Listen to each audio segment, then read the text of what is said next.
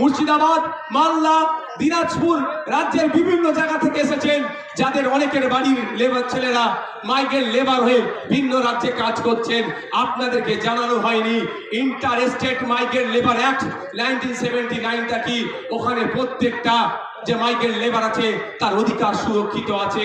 কিন্তু দুর্ভাগ্য আমাদের ওই আইনের বইয়ের পাতাতে সুরক্ষিত আছে, বাস্তবে কিন্তু আবার শ্রমিকরা সুরক্ষিত নয়। তাই আপনাদের বলবো, যদি আপনারা আমাদেরকে সুযোগ দেন 2026-এর জন্য, শুধু আপনারা নয়, আপনারা আজকে বাড়ি যাবেন, বাড়ি গিয়ে মহল্লাতে, ক্লাবে, মাঠে, ময়দানে, হাটে বাজারে, যে বাসে ঘাটে যেখানেই যাবেন, একটাই কথা যে আইএসএফ কে এবার সুযোগ দেওয়া হোক। আইএসএফ এই চোর ডাকাত গুন্ডা মস্তান গুলোকে সরিয়ে দিয়ে সুষ্ঠু সমাজ ব্যবস্থা নিয়ে আসবে।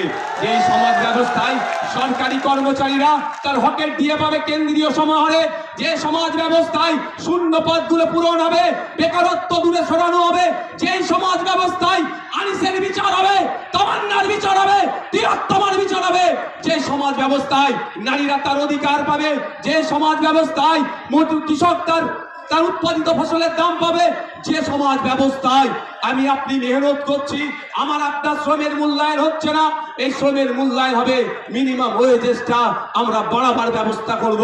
যে সমাজ ব্যবস্থায় নারীদের হাতে শুধু 1000-1200 টাকা তুলে দেওয়া নয়, নারীদেরকে ক্ষমতায়ন করতে গেলে আমরা মনে করি কম করে 5000 টাকার ব্যবস্থা করতে হবে। সেই সমাজ ব্যবস্থা আমরা নিয়ে আসবো। তবে হ্যাঁ, 5000 টাকা দেওয়ার সাথে সাথে রাজ্য কিছু কাজ বুঝে নেবে। এই সুষ্ঠু সমাজ ব্যবস্থা আনবো, যেখানে বর্ণগত, জাতিগত, ধর্মগত, নারী পুরুষের কোনো ভেদাভেদ থাকবে না, যেখানে সবাই আমরা মানুষ, আমাদের সামাজিক পরিচয় আমরা যেটা সেটা নিয়ে মাথা তুলে বেঁচে থাকবো। সেই সমাজ ব্যবস্থা নিয়ে আসবো।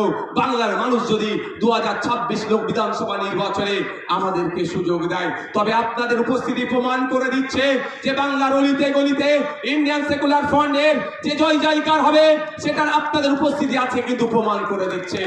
আপনারা মাঠে যারা আছেন, আপনারা হয়তো বাইরে যেতে পারছেন না, আমি তো একটার পরে এখানে এসেছি, আমি বাইরের অবস্থাটা একটু ঘুরে ঘুরে দেখছিলাম। আপনারা এখানে যে রকম মানুষ আছেন, এর কয়েক গুণ বেশি মানুষ বাইরে শুধু ঘুরছে, জায়গা পাচ্ছে না বলে।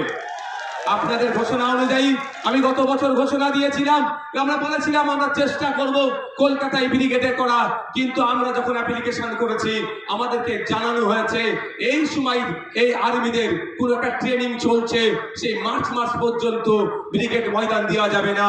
সুতরাং আমরা সেখানে বুক করতে পারিনি, ফলে আমরা এখানে বুক করেছি। তবে আপনারা সাথ দিলে শুধু ভাঙড় থেকে নয়, রাজ্যের বিভিন্ন প্রান্ত থেকে 2026